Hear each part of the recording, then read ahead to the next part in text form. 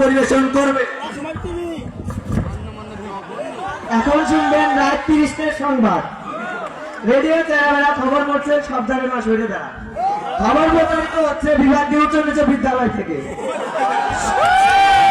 শুরুতেই শিরোনাম, কাটাখালী মিনিট দেওয়ার ভিতর একটি চাউলের খনি, শেখপাড়ার বটতলায় ঘোড়া গাড়ির দুর্ঘটনা,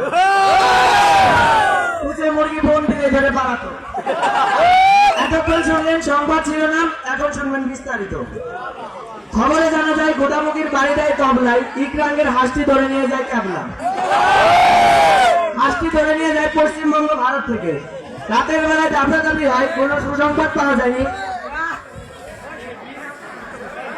সকালবেলা সংবাদ পাওয়া যায় তৃণভোগীদের দরকার।